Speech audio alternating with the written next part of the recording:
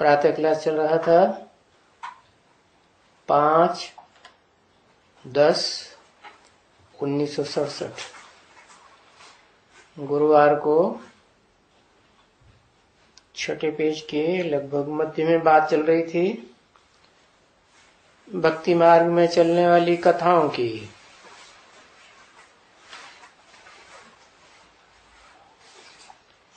तीसरी की कथा की बात आई तो मनुष्यों की आत्मा को तीसरा नेत्र ज्ञान के खुलने की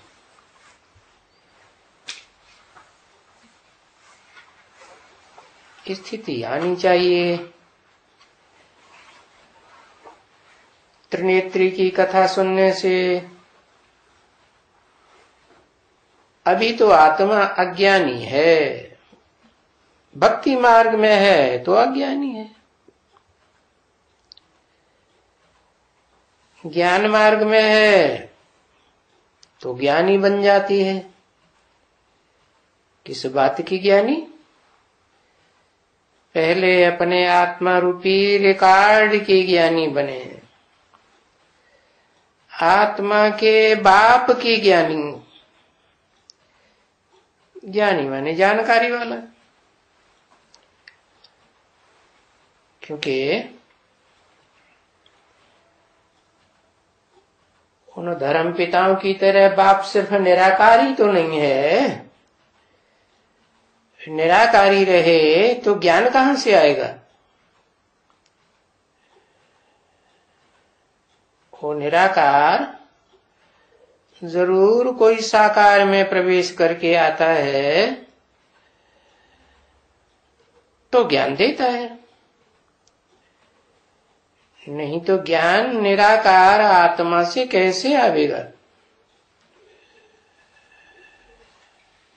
तो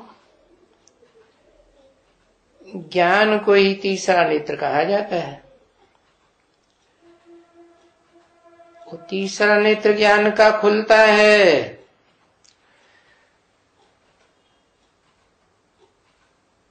तो बाप तो आकर के आते ही आत्मा का रूप भी बताई देते हैं और आत्माओं के बाप का भी रूप बताई देते हैं। बेसिक ज्ञान तो पहले ही मिल जाता है आत्मा को, क्योंकि जैसे बच्चा होता है वैसा ही बाप होता है। हाथी का बच्चा हाथी जैसा मोटा ताजा, देह अभिमानी का बच्चा होगा तो भक्ति मार्ग में देह अभिमानी कुंभकर्णों को दिखाते हैं ना, तो बताया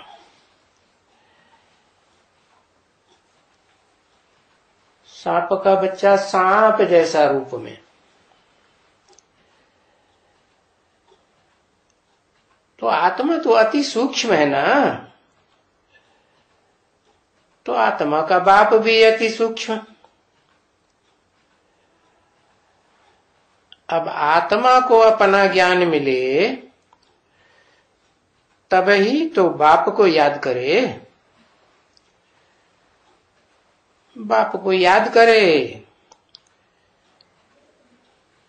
तो बाप तो त्रिकालदर्शी है ना, क्योंकि जन्म मरण के चक्र में नहीं आता है और मनुष्य आत्माएं तो जन्म मरण के चक्र में आती है।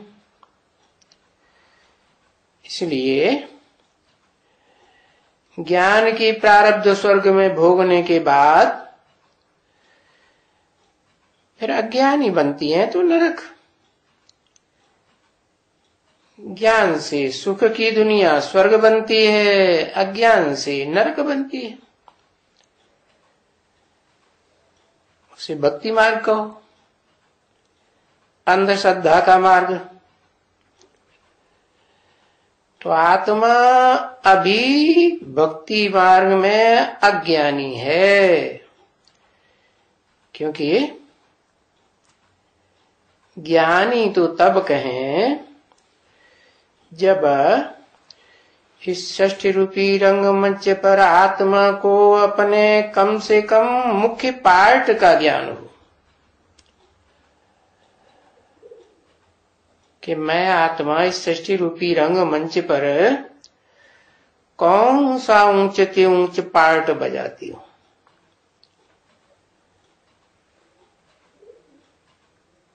नीचे पार्ट का भी जब बाप आते हैं तब पता चलता है कि तमो प्रधान कलयुगी दुनिया में सब तामसी बन जाते हैं। तो ज्ञानी बन जाने से सब सृष्टि के आदि मध्यंत को जान जाते हैं। सृष्टि के आदि मध्यंत को भी जान जाते हैं। वो तो बेसिक रूप में बाप ही बताए देते हैं कि नंबरवार आत्मा इस बेहद के नाटक में आत्माएं अपने घर से आकर के पार्ट बजाती है। कोई आदि में ही आती है, कोई मध्य में आती है, कोई अंत तक आती रहती है। तो ये बेसिक ज्ञान तो मिलता है पहले पहले आत्मा को बाप से। कौन से बाप से? जिस मनुष्य सृष्टि के बाप में शिव बाप आकर के मुकर्रर रूप से प्रवेश करते हैं। तो वही तो पहले अपने स्वरूप को पहचानता है। फिर जो जो आत्माएं उस साकार सो निराकार के कॉम्बिनेशन को पहचानती हैं, वो फिर अपनी आत्मा के पार्ट को नंबरवार पहचानती जाती है। और इस सृष्टि के बीच में कब आती हैं, उनका आदि कब से होता है, आदि का पार्ट उनका कब से है, वो भी जान जाती है। क्योंकि 3 लोक ही तो गाए जाते हैं। अभी तो सुखधाम में कोई अपन को नहीं कह सकता कि हम सदा सुख में रहते हैं, क्योंकि अभी तो ये दुखधाम है ना। तो दुखधाम में सभी मनुष्य आत्माएं दुख का ही अनुभव तो करेंगी ना, सुख का फिर नंबरवार।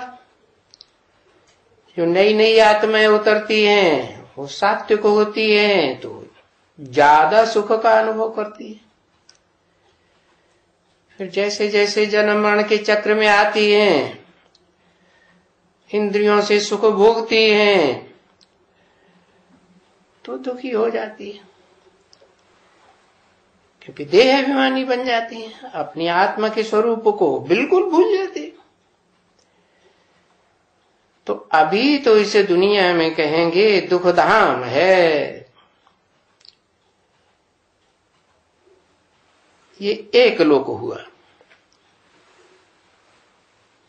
फिर बाप आते हैं, आत्माओं का बाप।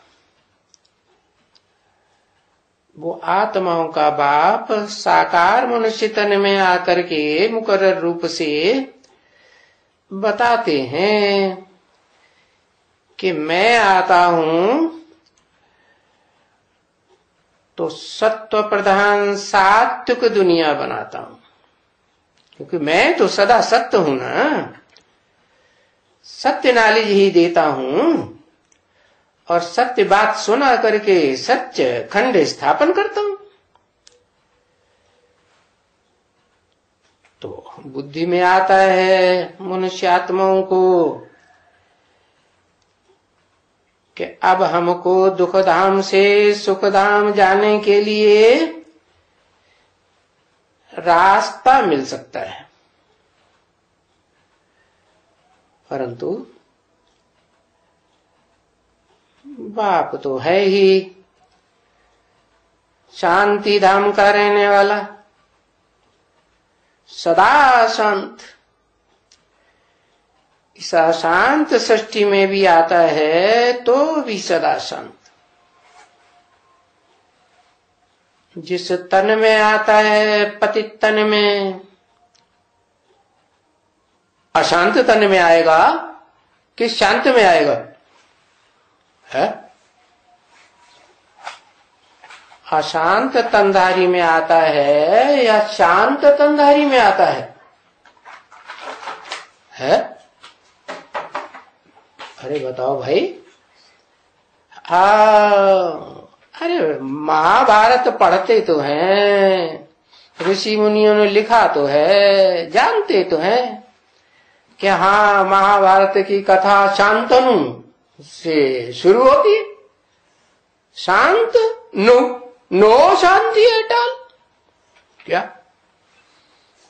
जहां से नई दुनिया के फाउंडेशन का मन बुद्धि में फाउंडेशन पड़ता है, और जिस व्यक्ति में पहले पड़ता है वो तो इस दुनिया से बहुत अशांत हो जाता। क्यों? वो क्यों अशांत हो जाता? क्योंकि सारी दुनिया के मनुष्य मात्र सब झूठे, और झूठों के कनेक्शन में आने से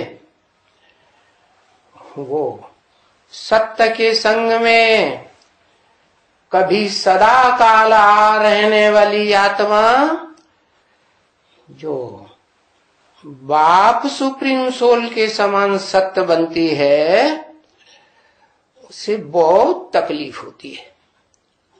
तो शांत होगी कि अशांत होगी? है अशांति ही होगी ना। तो बताया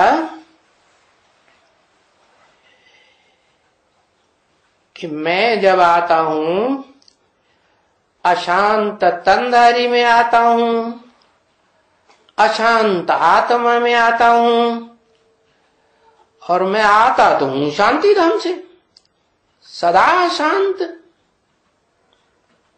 धाम उसको कहते ही है शांति धाम। और यहां जब आता हूं तो इस दुनिया को लक्ष्य लेकर आता हूं कि सुखधाम बनाना है। ऐसा सुखधाम जहां शांति तो होगी ही, लेकिन अशांत करने वाला दुख का नाम निशान भी नहीं होगा। तो ऐसी दुनिया बनाने के लिए वो सत्य बाप जिसे कहा जाता है सत्यम शिवम सुंदरम, वो आकर के तुम बच्चों को ज्ञान की प्रारब्ध देने के लिए ही तो आता है। तो कोई को तो निमित्त बनावेगा ना। तो जिसको निमित्त बनाता है वो तो इस दुनिया से सबसे जास्ती अशांत। क्यों क्यों अशांत? क्योंकि जिसने दुनिया में रह करके बहुत सुख भोगा हो, बहुत शांति भोगी हो, और वो आत्मा अंतिम जन्म में गिरते गिरते सबसे नीचे स्टेज में पहुंचती है, तो उसे शांति अनुभव कैसे होगी? क्योंकि हर आत्मा सुख तो चाहती है, और सुख के बदले में क्या मिलता है? दुख ही मिल जाता है। तो उस आत्मा को पहले सुखी और शांत बनना, यही तो जरूरी है। एक आत्मा शांत और सुखी बनेगी, जो मनुष्य सृष्टि का बीज है, तो सारा मनुष्य सृष्टि रूपी वृक्ष, जिसे शास्त्रों में अश्वत्थ वृक्ष कहा है, वो नंबरवार पत्ते आत्माएं शांत और सुखी बनेगी या नहीं बनेगी? बनेगी। तो बताते हैं कि तीसरा वतन है शांति धाम। क्या? जिस दुनिया में आता हूं वो दुनिया है अशांति धाम, माने दुख धाम, और उससे ऊंची स्टेज की दुनिया है सुख धाम, और उससे भी ऊंची स्टेज की दुनिया वो है जहां सुप्रीम सोल सदा काल का वासी है। इस दुनिया में आता है अशांत दुनिया में, तो भी शांत रहता है या शांत रहता है? शांत रहता है। तो बताते हैं कि ये मूल वतन, जहां आत्माएं मूल रूप में रहती है, बिंदु रूप स्टेज में, अणु रूप में, सदा अणु रूप में रहती है, ज्योति स्वरूप बनकर रहती है, वो है पहला वतन। फिर आत्माएं वहां से आती है इसे स्थूल वतन में, इस दुनिया में, 5 तत्वों की दुनिया में, पृथ्वी, जल, वायु, अग्नि, आकाश, इन 5 तत्वों से ये प्राणियों के शरीर बनते हैं, जिन शरीरों से सात्विक आत्माएं पहले सुख भोगती हैं, और इंद्रियों के सुख भोगते भोगते अंत में क्या? दुखी हो जाती है, अशांत हो जाती है। तो इस दुनिया को कहेंगे दुखधाम। तो ये क्रम है, आत्मलोक से आत्माएं, मूल वतन कहो, आत्मलोक कहो, सुप्रीम एबोर्ड कहो, मुसलमान लोग अर्श कहते हैं, खुदा अर्श में रहता है, फर्श में नहीं रहता। अभी तो सब भारत के उन सन्यासियों से प्रभावित हो गए, जिन्होंने नई चाल खेली। क्या? आत्मा सो परमात्मा, और जो परमात्मा है वो इस सृष्टि पर सर्वव्यापी है। तो सर्वव्यापी कहने के कारण मुसलमान लोग भी समझने लगे, अरे वो तो कण कण में है, जर्रे जर्रे में है। परंतु ऐसे नहीं है।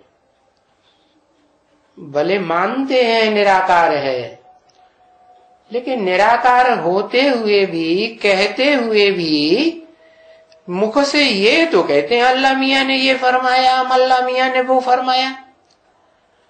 तो फरमाएंगे कैसे? क्या ऊपर से आवाज आती है?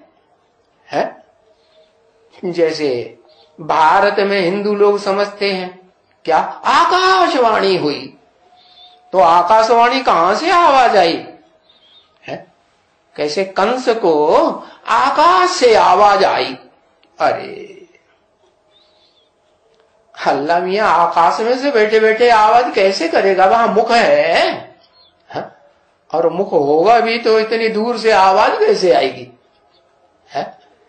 तो जानते नहीं है कि जैसे निराकार आत्मा इस शरीर के द्वारा काम करती है, बोलती है, ऐसे वो निराकार है अल्लाह मियाँ कहो, गॉडफादर कहो, सुप्रीम कहो, सुप्रीम आत्मा कहो, वो इस सृष्टि पर आता है तो इस सृष्टि के सबसे जास्ती दुखी, तमो प्रधान, अशांत, पता चला, जिसे भारत के सबसे बड़ा ग्रंथ लिखा हुआ है, कौन सा? महाभारत। भारत में सब जानते हैं कि हाँ बहुत बड़ा ग्रंथ है, दुनिया का सबसे बड़ा ग्रंथ, सबसे बड़ा शास्त्र, और उसी में से गीता निकाली है, जिस गीता को सब धर्म वाले गीता के लोहा को मानते हैं कि इस गीता में जितना ज्ञान है उतना ज्ञान और किसी दुनिया के धर्म के शास्त्र में नहीं है। तो इतना प्रभाव होते हुए भी ये किसी की समझ में नहीं आता कि इस सृष्टि के आदि में जहां से कथा शुरू होती है महाभारत की, उसका आदि पुरुष वो शांतनु कैसे हुआ, जिसे मुसलमानों ने आदम कहा, अंग्रेजों ने एडम कहा, जैनियों ने आदिनाथ कहा, भारत में उसे आदिदेव महादेव कहते हैं। अर्जुन कह दिया है, अर्जुन पतितमो प्रधान शरीर का नाम है और आदिदेव सतो प्रधान देवता का नाम है। मनुष्य को देवता बनाने वाला तो परमपिता परमात्मा ही है ना। तो वो आकर के बताते हैं कि ये चक्कर सृष्टि का कैसे फिरता है, सतयुग से त्रेता, त्रेता से द्वापर, द्वापर से कलयुग और कलयुग के अंत में सतयुग का आदि करने के लिए दो युगों के बीच में जो संगम है, उस संगम में पा करके तुम बच्चों को नंबरवार पुरुष माने आत्मा, सोल, नंबरवार आत्माओं के बीच में तुम बच्चों को क्या बनाते हैं? पुरुषोत्तम बनाते हैं। पुरुष माने आत्मा, उत्तम माने श्रेष्ठ, उत्तम ते उत्तम आत्मा उन्हें बनाते हैं किन्हें? जो बाप को इस सृष्टि पर साकारी सो निराकारी पार्टधारी के रूप में पहचान लेते हैं। समझा? कौन सा साकारी सो निराकारी? वही आदम, वही एडम, वही आदिनाथ, वही आदिदेव, वही अर्जुन की आत्मा। उसमें प्रवेश करके, और भारत में तो बहुत प्रसिद्ध है गीता का, जहां अध्ययन करते होंगे वो सब गीता पाठी जानते हैं कि गीता के ऊपर चित्र कौन सा दिखाते हैं? है रथ का चित्र दिखा। वास्तव में ये शरीर ही रथ है और इसकी शरीर की जो इंद्रियां हैं वो ही घोड़े के समान। तो उन कंट्रोल न होने वाली इंद्रियों को, जो मनमानी चाल चलने की आदि हो जाती है जन्म जन्मांतर से, उनको सुप्रीम सोल बाप आकर के कंट्रोल करते हैं। एक का कंट्रोल करेंगे कि सबका कंट्रोल करेंगे? सब में वो समझते हैं सर्वव्यापी है। अरे सर्वव्यापी है तो फिर इस दुनिया में ऊंच नीच क्यों है? कोई का बहुत मान, कोई का कोई मान मर्तबा नहीं। धर्म पिताएं आते हैं तो उनका कितना मान हो जाता है। देखो क्राइस्ट है एक ही आत्मा तो कहेंगे, एक ही व्यक्तित्व है और उसके कितने फॉलोअर्स दुनिया में हो गए हैं। 500-700 करोड़ की दुनिया मनुष्यात्माओं की, और उनमें से 200-250 करोड़, 500 में से 200-250 करोड़ मनुष्यात्माएं क्राइस्ट को मानने वाली क्रिश्चियन बन जाती है। और अभी भी बन रही है कि नहीं? ढेर के ढेर कन्वर्ट हो रहे हैं। तो देखो, जो आत्मा पहले पहले इस सृष्टि पर उतरती है, शांति धाम से, आत्मलोक से, सोल वर्ल्ड से, वो बहुत सुख में रहती है, शांत रहती है? तो बताया ये जो आत्मा ही है वो ही तीसरा नेत्र है, जो देखने में नहीं आता है इन आंखों से, लेकिन इन आंखों से उस आत्मा की रोशनी निकलती है। कौन सी आत्मा की? जिन आत्माओं ने परमपिता परमात्मा इस सृष्टि पर जब आए थे और जिस तन में आए थे, उस तन के द्वारा सारी सृष्टि ने प्रत्यक्ष या परोक्ष रूप में ज्ञान अपनी आत्मा का जरूर लिया था कि मेरी आत्मा इस सृष्टि रूपी रंगमंच पर कैसे कैसे पार्ट बजाती है, कैसे कैसे चोले धारण करके पार्ट बजाती है। जैसे दुनिया में रंगमंच होते हैं ना, तो पार्टधारी पार्ट बजाते हैं। कोई एक पार्ट बजाता है, कोई 10 पार्ट बजाता है, कोई 2-4 पार्ट बजाता है। जितने पार्ट बजाएगा उतने कपड़े बदलेगा ना। तो ये तीसरा नेत्र आत्मा को देता हूं। जिस तीसरे नेत्र को पहले पहले लेने वाला भारत में त्रिनेत्री शिव कहा जाता है। कहते हैं त्रिनेत्री शिव, वो तो मेरे पार्ट की प्रैक्टिकल यादगार है जो कहते हैं त्रिनेत्री शिव। वास्तव में जिसे त्रिनेत्री शंकर को कहते हैं और तीसरा नेत्र दिखाते हैं खड़ा हुआ, वो पार्ट तो मैं बजाता हूं। क्या? जो कहते हैं देव देव महादेव, अरे मैं आता ही हूं कलयुग के अंत में, तो देव कहां से आ गई? है? इस दुनिया में देव होंगे कि दैत्य होंगे? है? सारे क्या होंगे? बड़े बड़े दैत्य। और जिसमें मैं आता हूं उसका तो ऐसा पार्ट मजबूत हो जाता है? ऐसी आत्मिक स्थिति मजबूत हो जाती है कि जिसके लिए गीता में लिखा है कि आत्मिक स्थिति जिसकी बन जाए, है, ऐसी स्थिति पक्की हो जाए, संपन्न 100% आत्मा बन जाए। जैसे सुप्रीम सोल बाप की आत्मा है, तो उस भोगी आत्मा के बीच क्या कहेंगे, ऐसी पावर आ जाती है अभोक्तापने की कि वो कितना भी बड़े से बड़ा पाप कर्म करे, सारी दुनिया की हत्या कर दे, तो भी उसके ऊपर कोई पाप नहीं लगता। तो देखो, मैं आता हूं तो ये तीसरा नेत्र ज्ञान का देता हूं।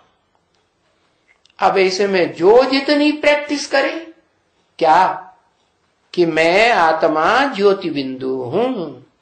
इस ज्योति बिंदु आत्मा की रोशनी इन स्थूल 2 आंखों से निकल रही है। जब तक ये रोशनी निकल रही है तब तक ये शरीर चलता फिरता बोलता है। बोलते चालते को चैतन्य कहा जाता है।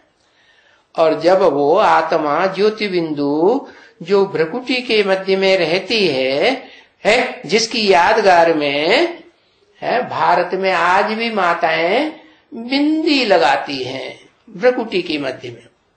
आस्था ज्यादा होती है ना माताओं में, भावना ज्यादा होती है, तो वो आज भी बिंदु लगाती है। तो वो बिंदु रूप जो निराकारी आत्मा है, ज्योति स्वरूप है, जिसकी ज्योति आंखों से निकल जाती है, तो शरीर मुर्दा हो जाता है। मुर्दे शरीर में कोई चैतन्यता नहीं रहती, न वो बोल सकता है न चल सकता है, जड़वत हो जाता है। जैसे पत्थर जड़वत हो जाता है, हिलता डुलता है नहीं।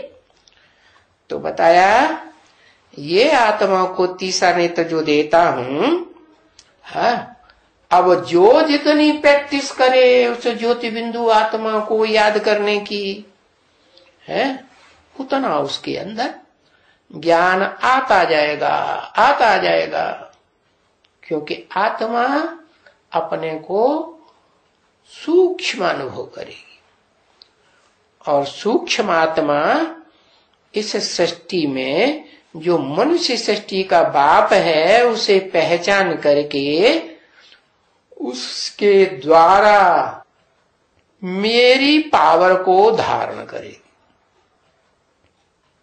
समझा? तो सारा मदार किस बात के ऊपर हुआ? कौन से पुरुषार्थ के ऊपर? अपन को आत्मा समझो। तो ये तीसरा नेत्र मिलने से सारा ज्ञान जब आ जाता है अच्छी तरह से आत्मा में, फिर ज्ञान से ये इतना पद मिल जाता है। कितना पद?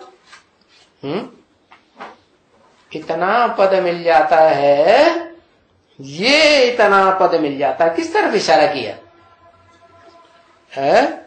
नारायण की तरफ इशारा किया। अरे नारायण तो जड़ चित्र है। ये इतना पद मिल जाता है, किस तरफ इशारा किया? बाप जड़ चित्रों को समझाने आते हैं, जड़ चित्र बनाने आते हैं क्या है? जो जड़त्व मुई बुद्धि वाले ब्राह्मण हैं वो जड़ चित्र बनाने में लगे रहते हैं, और जो आत्मा अपन को आत्म की स्थिति में स्थित करने की प्रैक्टिस करती है वो अपने को चैतन्य चित्र बनाने में लग जाती है। तो बताया ये इतना पद मिल जाते हैं। ये माने कौन? ये माने इशारा किया किसकी तरफ? आदम की तरफ इशारा करते हैं, अर्जुन की तरफ इशारा करते हैं, जो विश्व विजयी बनता है। ये विश्व विजय का लक़ब दुनिया में कोई नहीं ले पाता। शास्त्रों में दिखाते हैं अर्जुन को ये लक़ब मिला है।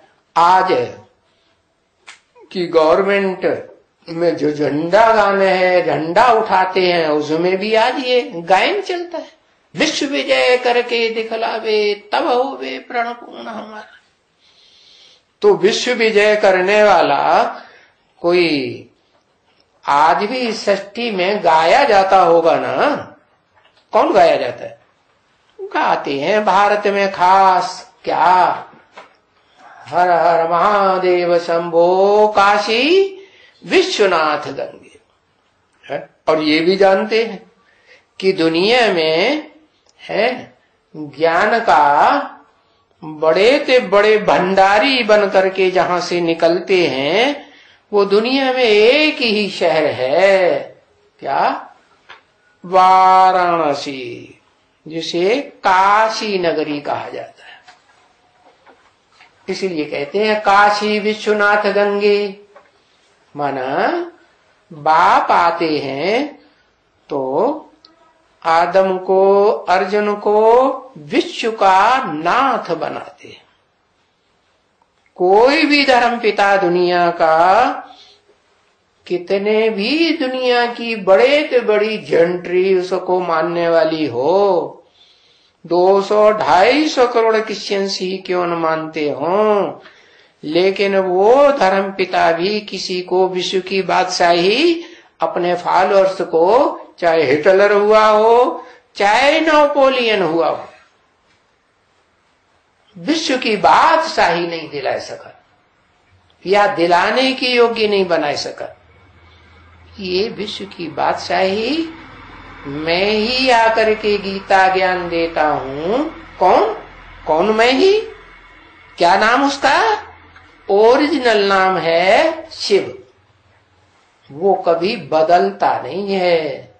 हाँ, जब शरीर बदलते हैं तो नाम बदल जाता है, क्योंकि जिस शरीर में प्रवेश करते हैं, जिसके द्वारा बोलते हैं, कहते हैं भगवान आकर के वेदवाणी सुनाते हैं, तो वेदवाणी तो ब्रह्मा के मुख से गाई जाती है। तो ब्रह्मा को कितने मुख दिखाए हैं? 4 मुख दिखाते हैं मोस्टली।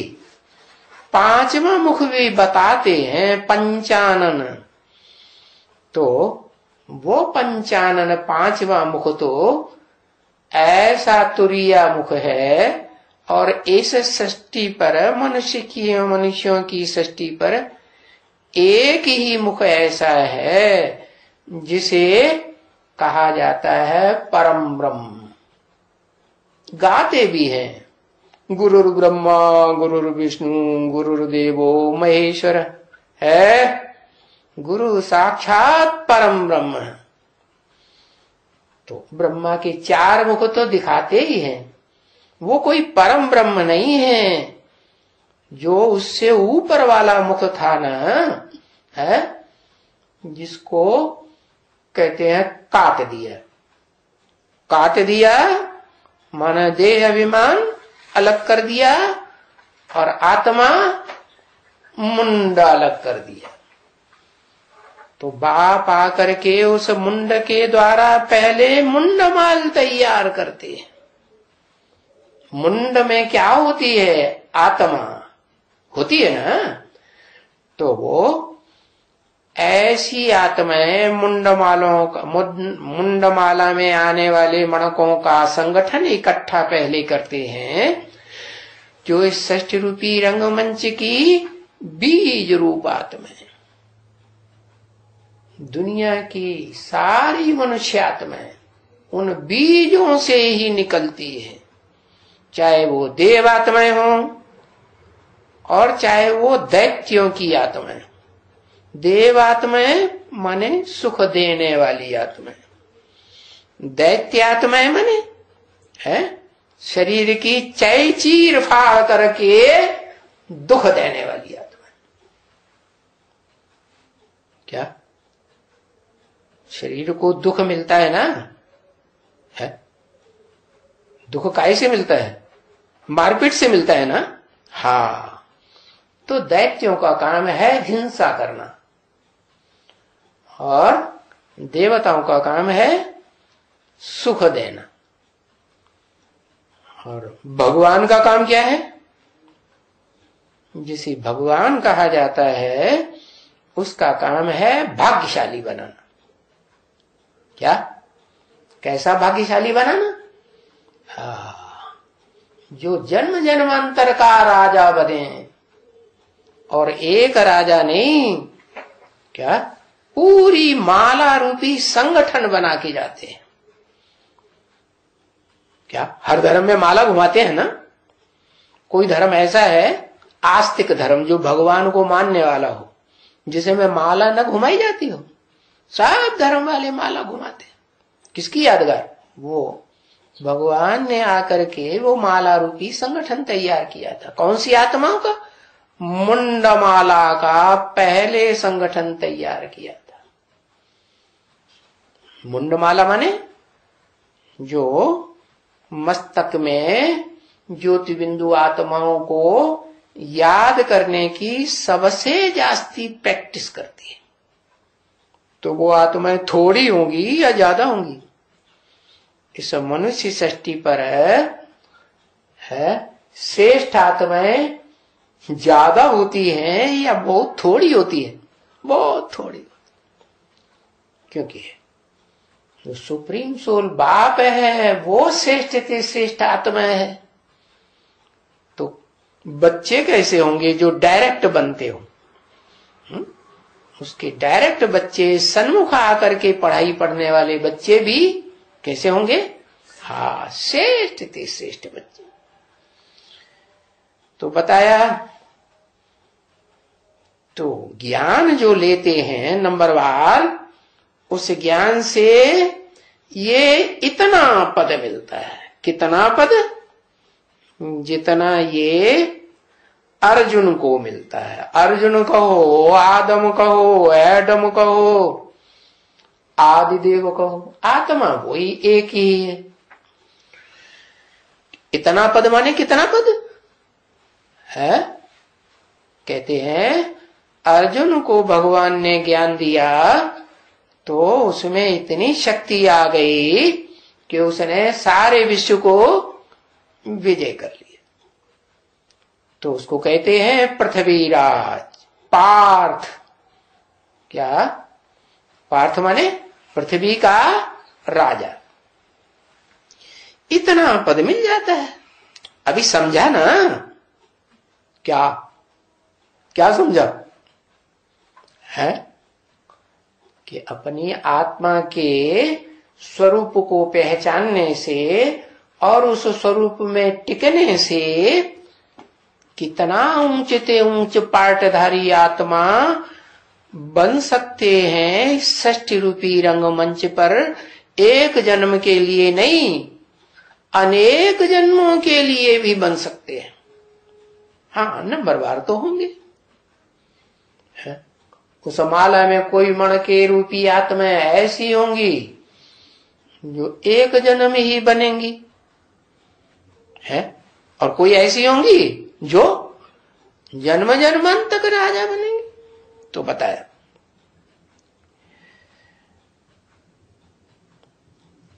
जो सत्यनारायण की कथा सच्ची सच्ची सुनते हो ना, वो अभी सुनते हो। किससे सुनते हो? जो इस षष्ठी रूपी मनुष्य षष्ठी में जो मैं ज्ञान देता हूं, उस ज्ञान को पूरा हप्प करती है। पूरा माने कितना है?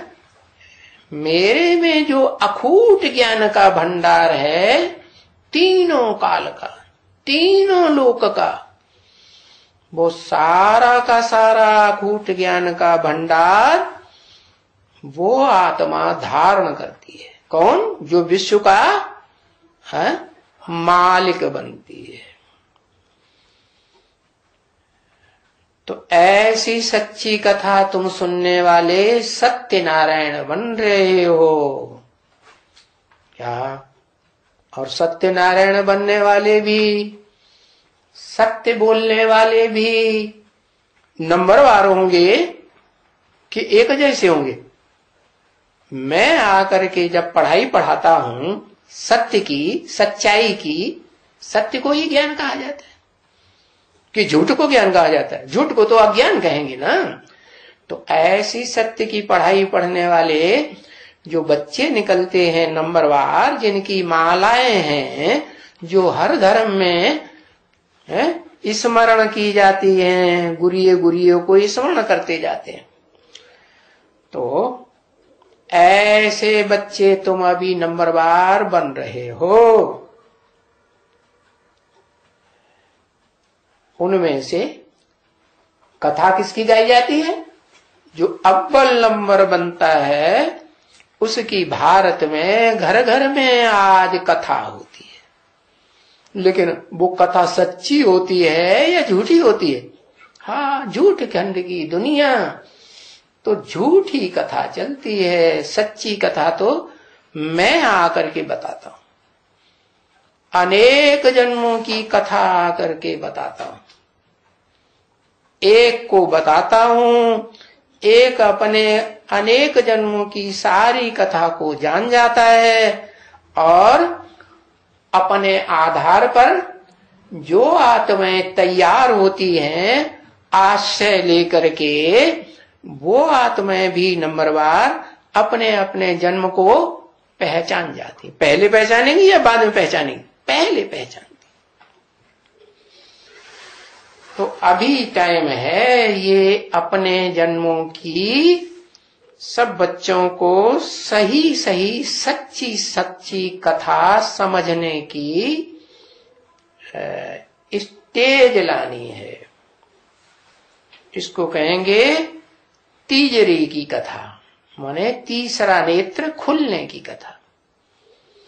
तो जो पहला नंबर होता है उसका गायन हो जाता है, इसलिए त्रिनेत्री शंकर को कहते हैं तीसरा नेत्र। पुरुषों में कहते हैं शंकर, और कन्याओं माताओं में भी कोई होगा कि नहीं? है, होगा। तो कन्याओं माताओं में कौन? उसको कहते हैं जगत पिता, सारे जगत का पिता, मनुष्य मात्र का पिता। और उसको कहते हैं जगदम्बा। क्या? लक्ष्मी भी कहें तो कहेंगे महालक्ष्मी। वो जगदम्बा की आत्मा जो जगत पिता के साथ है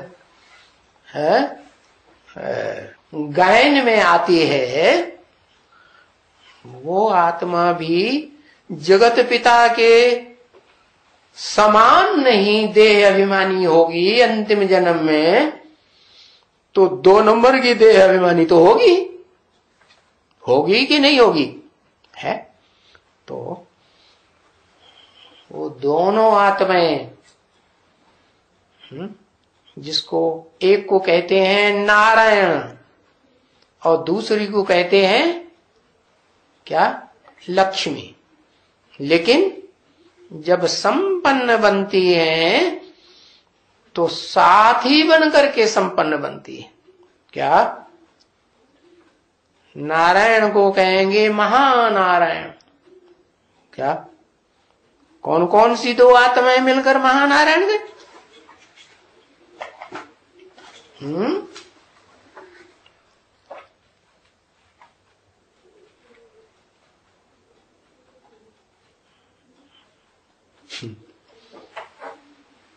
राम और कृष्ण की आत्माएं मिलकर के महानारायण। हाँ, राम मना आदम, इसलिए बोला राम बाप को कहा जाता है। और पुरुषोत्तम संगम में वो बाप संपन्न स्टेज प्राप्त करता है, जिसे कहते हैं शंकर महादेव। और सतयुग में, एक्यूरेट सतयुग में जो बच्चा पैदा होता है उसे कहते हैं 16 कला संपूर्ण कृष्ण। अंतर क्या हुआ? कुछ अंतर होगा या नहीं होगा? क्या अंतर? अरे बाप बाप होता है, बच्चा बच्चा होता है। पहली पीढ़ी जरूर पावरफुल होती है।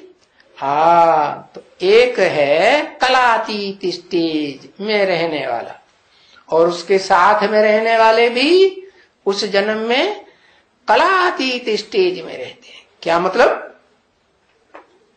कलातीत का मतलब है कि वो आत्माएं ऐसी स्टेज पकड़ती हैं जहां 16 कलाओं में बढ़ने की बात नहीं आती है,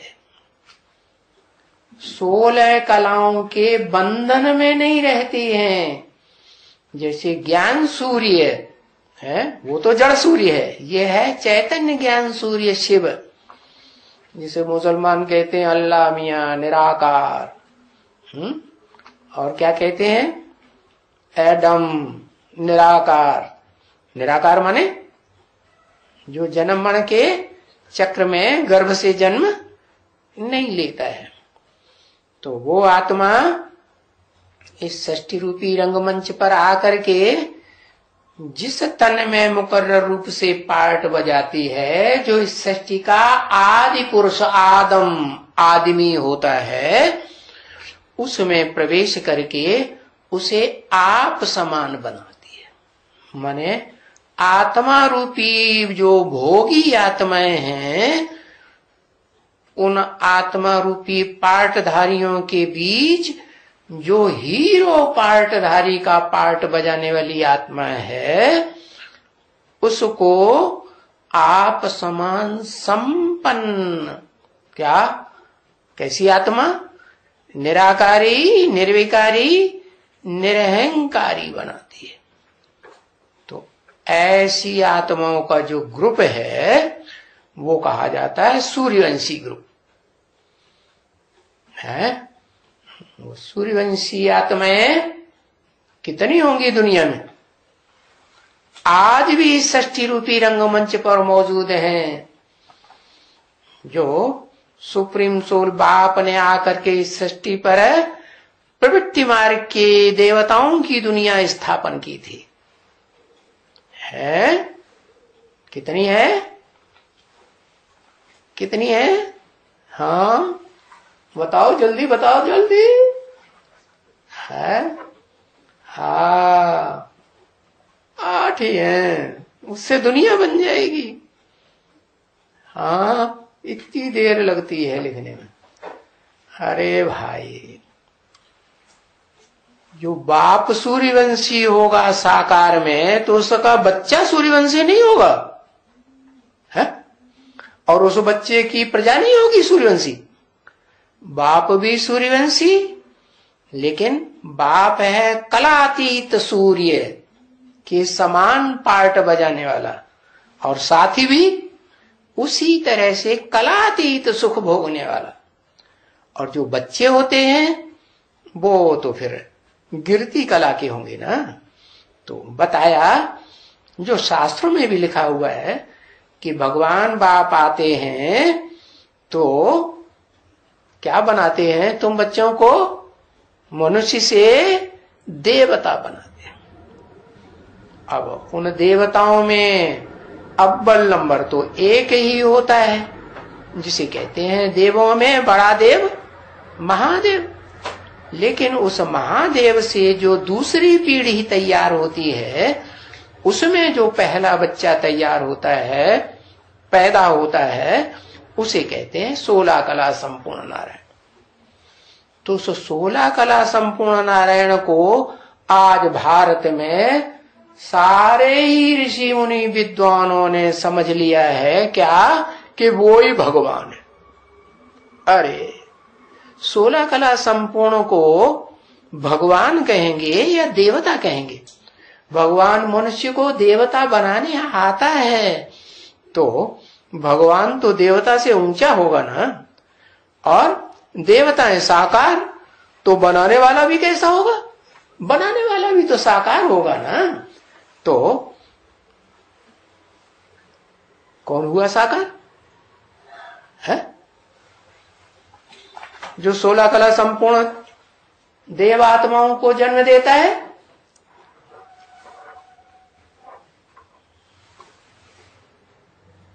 ओहो, 16 कला संपूर्ण देव आत्मा को जन्म देने वाला आदि नारायण, जिसे कहते हैं आदम, तो पतित तन का नाम है। अर्जुन तो पतित शरीर का नाम है। एडम, आदम, उसे कहेंगे आदिदेव, महादेव।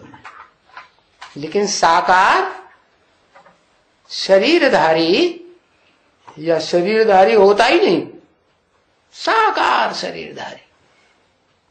और उस साकार शरीरधारी में बाप समान निराकारी स्टेज वाली आत्मा।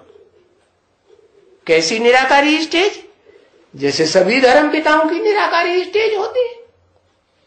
कोई भी धर्म पिता के चेहरे मोहरे को ध्यान से देखो, है?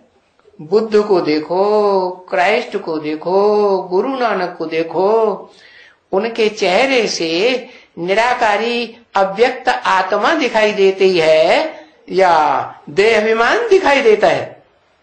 आत्मा चेहरे से ही देखने में आती है। तो वो तो धर्म पिताएं हैं सामान्य, लेकिन उन धर्म पिताओं का भी, बापों का भी बाप है वो आदम, जो संपन्न स्टेज प्राप्त करता है।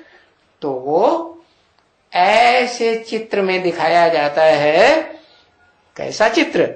वो सबसे जास्ती निराकारी स्टेज देखने में आती है, और सारी दुनिया उस स्टेज को देख करके उसे पहचानती है। इसी आधार पर कि हमारे धर्म पिताएं भी ऐसे ही निराकारी स्टेज वाले थे, और दुनिया का जो पहले से पहला धर्म है अल्लाह अव्वल-दीन जिसे कहा जाता है, कि अल्लाह ने आकर के अव्वल नंबर दीन अर्थात धर्म की स्थापना की थी। वो आदम ऐसी फर्स्ट क्लास स्टेज में पहुंचता है, अव्यक्त स्थिति में, निराकारी स्थिति में, कि सारी दुनिया उसे पहचान लेती है। किस रूप में?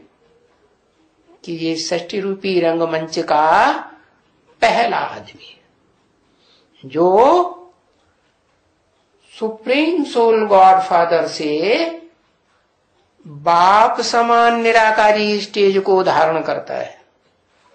बाकी सुप्रीम सोल बाप वो तो पर्दे के पीछे सदा रहने वाला डायरेक्टर है कि देखने में आता है? वो तो देखने में नहीं आता है, वो तो सदा निराकार उस साकार शरीर में आता है आदम में मुकर्रर रूप से, तो भी वो देखने में आने की चीज नहीं है। जैसे आत्मा देखने में नहीं आती है, आत्माओं का बाप परम पिता परमात्मा जिसे कहा जाता है, कॉम्बिनेशन है। परम पिता भी है, माने परम पिता सुप्रीम सोल शिव भी है, और उसका बड़ा बच्चा क्या? परमात्मा। आत्माओं के बीच में परम पार्टधारी, हीरो पार्टधारी भी। मैंने एक ही व्यक्तित्व में दो आत्माएं संपन्न स्टेज में सारी सृष्टि पहचान लेती है। क्या अब कोई सन्मुख पहचानते हैं, पढ़ाई पढ़ते हैं, और कोई सन्मुख पढ़ाई नहीं पढ़ पाते, बीच में ही भाग जाते हैं। और कोई ऐसे हैं जो टीवी में देखते हैं, रेडियो में सुनते हैं, अखबारों में चित्र देखते हैं। जैसे आज भारत में भारत की गवर्नमेंट के जो भी नुमाइंदे हैं, शासन चलाने वाले, वो स्टाम्प पेपर बनाते हैं ना, नोट बनाते हैं। उसमें किसका चित्र देते हैं? किसका चित्र देते हैं? अरे उसका चित्र तो छोटा कर दिया त्रिमूर्ति का, 3 शेरों का, जो इस संसार रूपी जंगल में ज्ञान की दहाड़ मारते हैं, ब्रह्मा विष्णु शंकर। उनको तो छोटा दिखाने लगे। किसका बड़ा दिखाते हैं? गांधी जी का चित्र बड़ा दिखाते हैं। अभी भी क्या दिखाते हैं ना? हाँ, स्टाम्प पेपर पर नहीं दिखाते, लेकिन नोटों में तो दिखाते हैं। आगे चल के स्टाम्प पेपर पे भी दिखाने लगेंगे। कहने का मतलब यह है, अभी नोटों की ज्यादा चलन है या स्टाम्प पेपर की ज्यादा चलन है? दुनिया में मार्केट में ज्यादा चीज कौन सी चलती है? ज्यादा तो नोट चलते हैं ना, नोटों के पीछे लोग मर रहे हैं ना। तो बताया कि वास्तव में ये स्टाम्प तो होना चाहिए एक परम पिता परमात्मा का, सिर्फ परमात्मा का नहीं, परम पिता का भी, और उसके बच्चे का नाम बाद में परमात्मा का भी। माना शिव शंकर भोलेनाथ का चित्र होना चाहिए। खड़े हो जाओ। तो लेकिन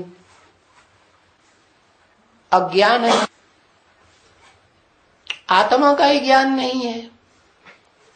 परमपिता परमात्मा का ज्ञान कहां से होगा? तो जो आत्माएं जानती ही नहीं है, तो वो आत्माएं कैसे जानेंगी कि वास्तव में इस सृष्टि रूपी रंगमंच पर सुख शांति लाने वाला वो प्रैक्टिकल व्यक्तित्व कौन है, जिसके आधार पर ये सारी दुनिया में सुख शांति का राज्य स्थापन हो सकता है। न जानने के कारण फिर वो यही कहती है, कपड़े का झंडा बनाती है, 3 रंग उसमें दिखाती है सतोप्रधान और सफेद रंग सतोप्रधान, और हरा रंग विषैला होता है ना, हाँ, हरा रंग और रजो प्रधान और तमो प्रधान। कौन सा? लाल रंग। कितना तमो प्रधान? इतना तमो प्रधान कि अगर सारी दुनिया में जो वो लाल रंग क्रांति लाता है ज्ञान की, उस ज्ञान की क्रांति को प्रैक्टिकली मानने के लिए अगर तैयार नहीं है तो सबका विनाश करा देता है। वो सुधरते हैं, वो तो नई दुनिया में जाते हैं, नहीं सुधरते हैं तो उस दुनिया से बर्खास्त, शरीर छोड़ करके उनको उस नीचे क्या घर में जाना पड़ता है, जहां से आत्माएं गिरना सीखती है। कौन सी आत्माएं है? वो ही आत्माएं जो 4 मुखों वाले ब्रह्मा को तो पहचानती हैं, लेकिन 5वां मुख जो ऊर्ध्वमुखी ब्रह्मा है उसको तहे दिल से नहीं पहचानती। तो बताया कि सत्यनारायण की कथा अभी सुन रहे हो क्या? और भी नारायण होते हैं सतयुग में, ऐसे नहीं कि एक ही पीढ़ी होती है। क्या एक ही जन्म होता है सतयुग में? नहीं, और भी जन्म होते हैं। जैसे क्रिश्चियंस में king Edward first, second, third हुए ना, ऐसे ही जो सतयुग में नारायण हैं वो भी गद्दियां चलती हैं। 8 नारायणियों की 8 जन्म में 8 गद्दियां चलती हैं।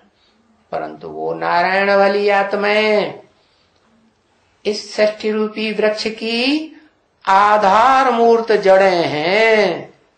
क्या? जिनके आधार पर ये सारे धर्म पिताएं टिकते हैं। धर्म पिताओं की आत्माएं आत्मलोक से आती है ना टाइम टू टाइम, उनका टाइम मुकर्रर है कि नहीं? 2500 साल पहले इब्राहिम आए हैं, उसके 250 साल के बाद बुद्ध आए, उसके 250 साल के बाद क्राइस्ट आए। तो मुख्य मुख्य धर्म पिताएं जैसे टाइम टू टाइम आते हैं, ऐसे ही उनके सहयोगी धर्म पिताएं बाद में अपने अपने टाइम पर आते हैं। तो वो मुख्य धर्म पिताएं और उनके सहयोगी धर्म पिताएं टोटल मिलके कितने हुए? 8 धर्म पिताएं हैं। क्या? जिनमें से आधे हैं सत्य रूपी वृक्ष के वाम मार्गी, बाईं ओर के लेफ्टिस्ट, और आधे हैं राइटियस। जो राइटियस हैं बुद्ध, शंकराचार्य हैं और गुरु नानक और आर्य समाज। ये राइटियस क्यों? क्योंकि ये ब्रह्मचर्य को विशेष महत्व देते हैं। और वो लेफ्टिस्ट क्यों? क्योंकि वो ब्रह्मचर्य को कोई महत्व नहीं देते। ब्रह्मचर्य माने है आत्मा की जो शक्ति है, रज और वीर्य है, मनुष्यों में और स्त्रियों में वो शक्ति जितनी ज्यादा सुरक्षित रखी जाए जीवन में, उतना ज्यादा श्रेष्ठता बनी रहेगी। और जितना उसे खर्च कर देंगे उतना भ्रष्ट बुद्धि बन जाएगी। बुद्धि श्रेष्ठ बनने और बुद्धि भ्रष्ट बनने का सारा मदार उस शक्ति के ऊपर है। और वो शक्ति इस द्वापर युगी द्वैतवादी दुनिया में कर्मेंद्रियों का कर्म के करने की जो महत्वता ज्यादा देते हैं, उनको वो स्थूल शक्ति प्राप्त होती है, रज और वीर की, जो इन आंखों से स्थूल में देखने में आती है। लेकिन जो दुनिया स्वर्ग की थी, सतयुग त्रेता, जहां रामकृष्ण का राज्य गाया जाता है, वहां ये स्थूल ताकत देखने में भी नहीं आती थी। वो शरीर के अंदर देवताओं में वो सूक्ष्म शक्ति ज्ञान इंद्रियों की शक्ति थी। जो ज्ञान इंद्रियां ऊपर की है तो वो शक्ति ऊपर ही रहती थी। लेकिन जब पतन हुआ, कहते हैं ना, आदम और हवा, एडम और ईव है, जब उन्होंने बॉडी के बीच का फल खाया भ्रष्ट इंद्रियों का, तो कहते हैं अल्लाह ताला ने उनको नीचे फेंक दिया नरक में, गोते खाओ। तो बताया कि ये तरकीब बाप आकर के बताते हैं क्या, कि अगर अपन को आत्मा समझना है तो पहला व्रत ये लेना है क्या, कि मैं आत्मा है, ये ज्ञान कब धारण कर सकूंगी? जो ईश्वर का ज्ञान है, परम पवित्र। क्या इस दुनिया में पार्ट बजाने वाली, सदा पवित्र रहने वाली आत्मा कौन है? जो इस सृष्टि रूपी रंगमंच पर आती है तो आने के बाद कर्मेंद्रियों से, ज्ञानेंद्रियों से पार्ट भी बजाती है किसी मुकर्रर शरीर में बैठ करके। लेकिन न सूक्ष्म वीर्य का पतन होता है, न उसके स्थूल शरीर से जो स्थूल वीर्य निकलता है उसका पतन होता है। अमोघ वीर्य कही जाती है। भारत में अभी भी मान्यता है कि सृष्टि रूपी रंगमंच पर एक ही मनुष्य आत्मा है जो अमोघ वीर्य के रूप में गाई जाती है। मुसलमान उसे कहते हैं आदम, लेकिन वो जानते नहीं है, और भारतवासी उसे जानते हैं क्या, शंकर के रूप में, आदिदेव महादेव के रूप में। तो खास बात समझने की क्या हुई कि ये ईश्वरीय ज्ञान अल्लाह मियाँ का, जिसे ऊंचते ऊंच आत्मा कहा जाता है, ये ज्ञान उन्हीं की बुद्धि में एक्यूरेट बैठेगा जो जीवन में पवित्रता को धारण करेंगे। एक इंद्रिय की पवित्रता नहीं, क्या सभी इंद्रियों की पवित्रता। एक इंद्रिय के व्यभिचार में जाने की बात नहीं, सभी इंद्रियों के व्यभिचार से मुक्त रहेंगे तो उनकी बुद्धि में ये ईश्वर का ज्ञान जल्दी बैठेगा। नहीं तो लेट लतीफ हो जाएंगे, तो फिर तो लेट होते होते होते होते वो 33 करोड़ देवताओं की लिस्ट में भी नहीं आ सकेंगे। उनमें भी 2 कैटेगरीज हैं, क्योंकि हर धर्म की आत्मा इस सृष्टि रूपी रंगमंच पर कलयुग के अंत तक आत्मलोक से आती रहती हैं। समझा? तो कुछ आत्माएं ऐसी हैं जो जन्नत में ही आती हैं और जन्नत के, स्वर्ग के सुख भोगती हैं, जहां दुख का नाम निशान नहीं होता। उसे कहते हैं सृष्टि का आधा समय सतयुग त्रेता, आधा कल्प। और उसके बाद ये दुनिया है जो स्वर्ग की बनाई हुई, जन्नत की बनाई हुई दुनिया, आदम को जहां भेजा जाता है पहले पहले, वो दुनिया सुप्रीम सोल बाप, जिसे अल्लाह मियां सुप्रीम गॉड फादर कहते हैं, वो ही बनाते। और वो आधा समय खत्म होता है, पूरा होता है इस दुनिया का, तो आत्माओं में, देव आत्माओं में आधी कलाएं रह जाती। 16 कला से 8 कलाओं से कम रह जाती। बस उसी समय से निमित्त बनने वाली आत्माएं जो हैं इस सृष्टि रूपी रंगमंच पर कौन कही जाएंगी है? क्योंकि ऊपर से जो आत्माएं आती हैं, इब्राहिम, बुद्ध, क्राइस्ट, गुरु नानक वगैरह, वो तो सात्विक आत्माएं आती हैं। कैसी आती हैं? हाँ, अपने समय की संपूर्ण आत्माएं आती हैं, उनमें कोई दोष नहीं होता। लेकिन जो स्वर्ग से आत्माएं सुख भोगते भोगते नीचे उतरती हैं, वो नंबरवार कैटेगरी के नारायण होते हैं। क्या कोई कम कलाओं के नारायण, कोई उत्तरोत्तर ऊंची कलाओं वाले नारायण। तो बताया सतयुग में 8 पीढ़ियां होती हैं, तो 8 नारायण हुए हैं। और वो 8 नारायण ही नंबरवार हैं इस सृष्टि रूपी रंगमंच पर द्वैतवादी द्वापर युग से पार्ट बजाना शुरू करते। उनमें से जो पहला है सतयुग का नारायण, 16 कला संपूर्ण, वो तो अपने धर्म का पक्का तो रहता है, परंतु दूसरों के प्रभाव में जल्दी आता है। क्या इसलिए नीचे गिरेगा या ऊंचा उठेगा? है नीचे तो गिरता है। बताया कि नीचे गिरता है तो सुख कम भोगेगा। 16 कला संपूर्ण कलाओं में बंधा हुआ नारायण जो हैं, वो कम सुख भोगेंगे या ज्यादा सुख भोगेंगे? उनके मुकाबले जो कलातीत सुख भोगने वाली आत्मा है, कम सुख भोगती।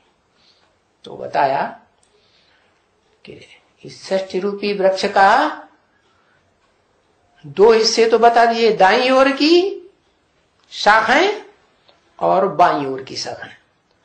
और जो बीच का तना है वो नीचे से लेकर के ऊपर तक सीधा ऊपर जाता है।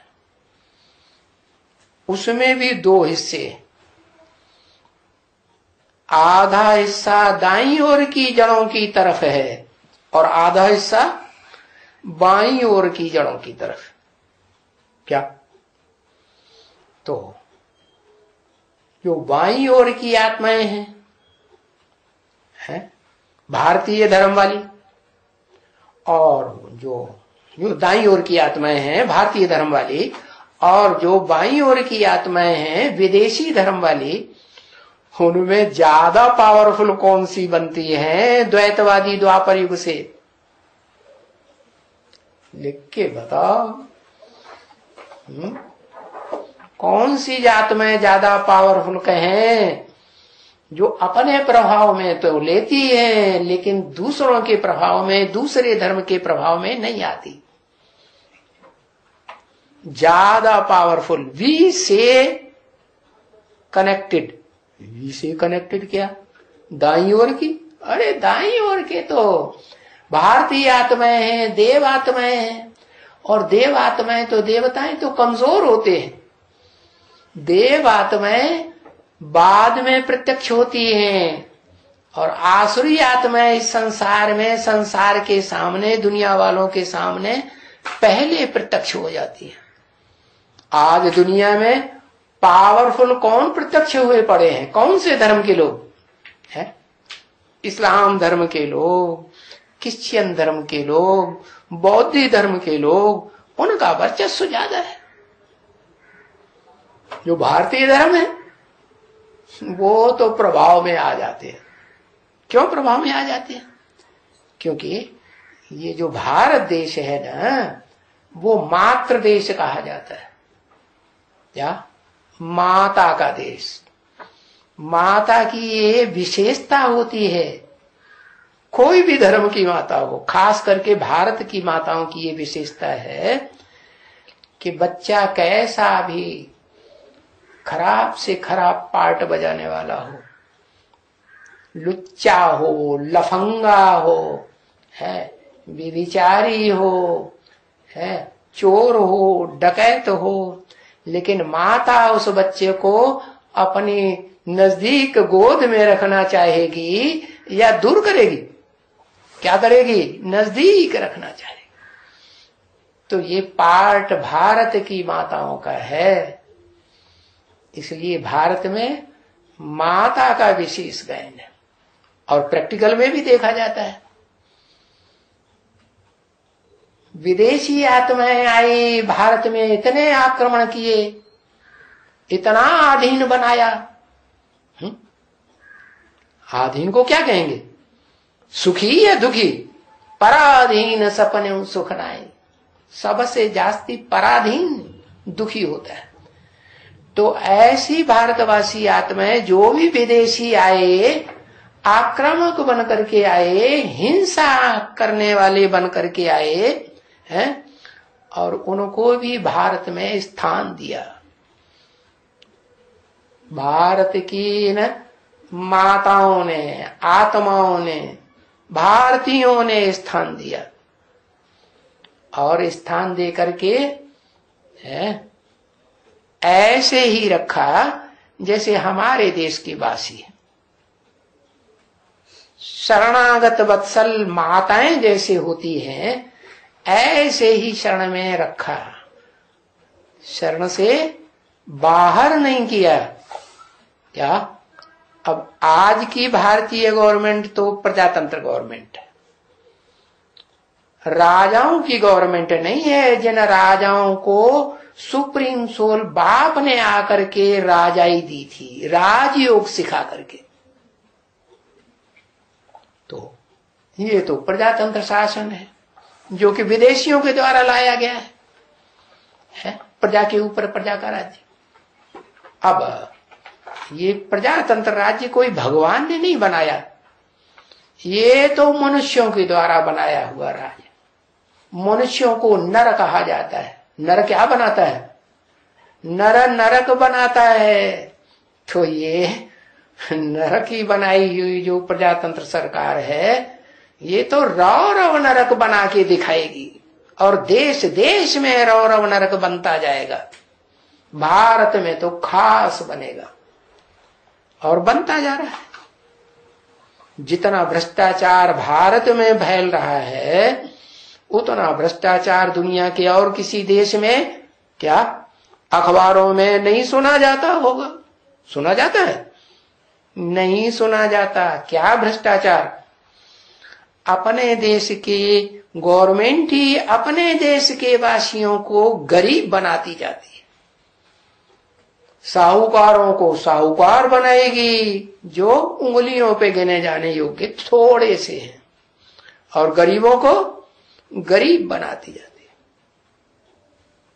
तो देखो, भगवान बाप आकर के राजतंत्र स्थापन करते, राजयोग सिखा करके, जो दुनिया में कोई भी धर्म पिता राजा नहीं बना सका। राजा बना करके है राजाई करना सिखाया नहीं सका। बनेंगे तो नंबर बार, लेकिन सिखाए कोई नहीं सका। हाँ, नौकर जरूर बनाया।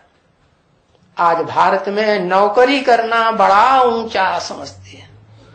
भारत में ऊंची नौकरी नहीं मिले, ज्यादा पैसे नहीं मिले, तो विदेश में चले जाएंगे, विदेशियों के गुलाम बन जाएंगे। तो गुलामी करना सिखाया है इन धर्म पिताओं ने। जो दूसरे दूसरे धर्म के धर्म पिताएं हैं, जो भी आए हैं 2500 वर्ष से इस दुनिया में, ये गुलाम बनाते हैं। दास दासी बनाते हैं, नौकरी चाकरी करना सिखाते हैं।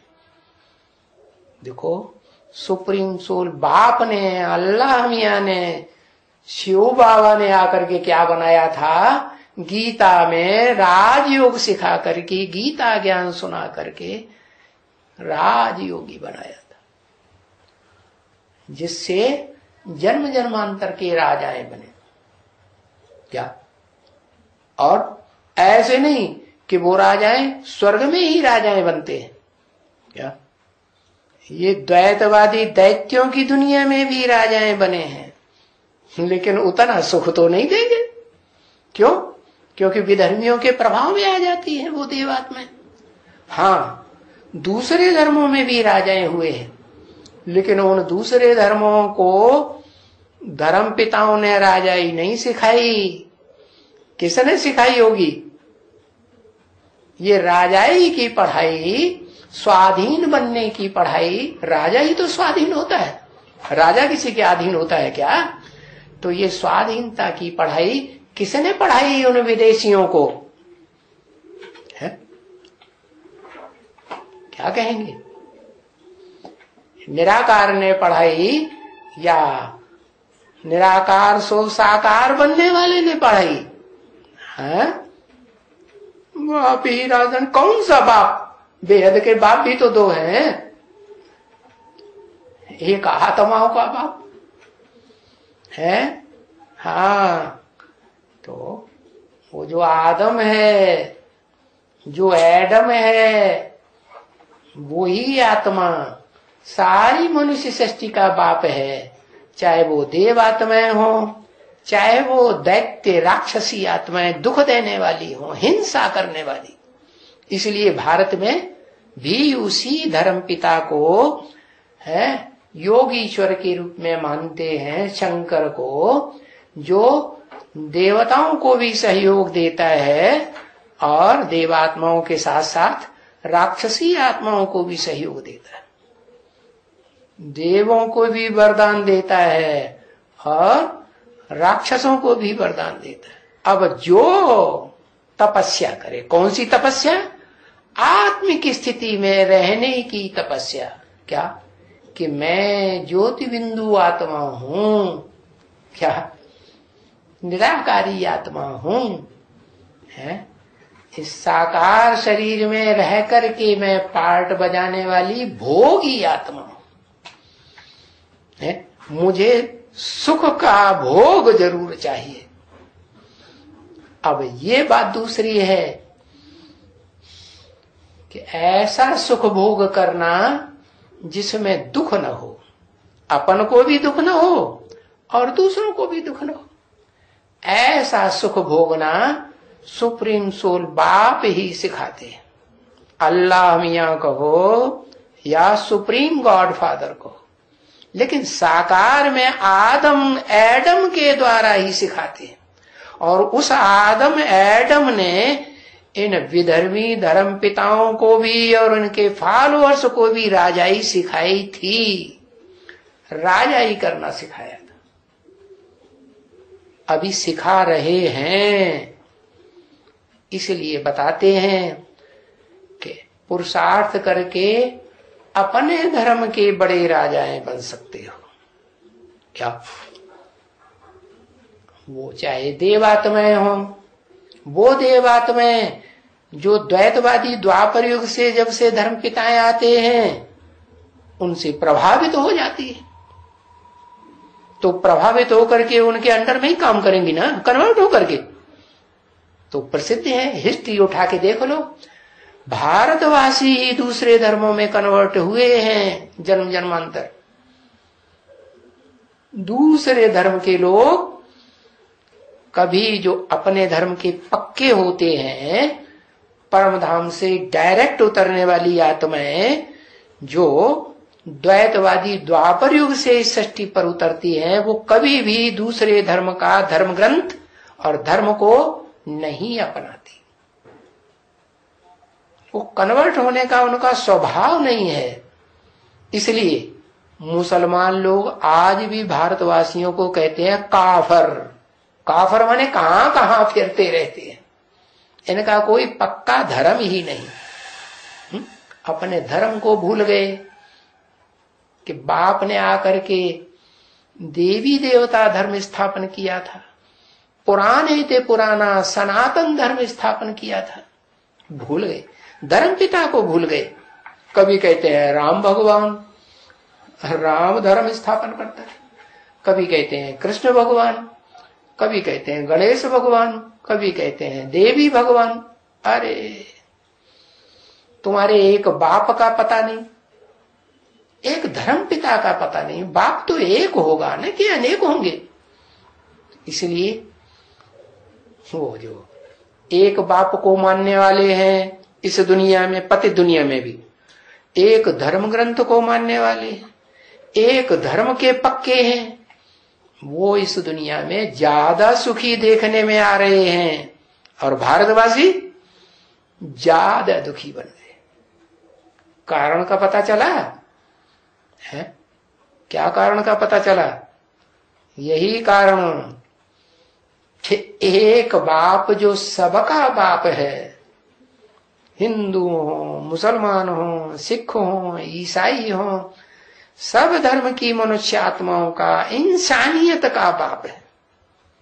इंसान क्यों कहा जाता है मुसलमानों में? इंसान उसे कहते हैं जो अपनी आत्मिक स्थिति की शान में रहे।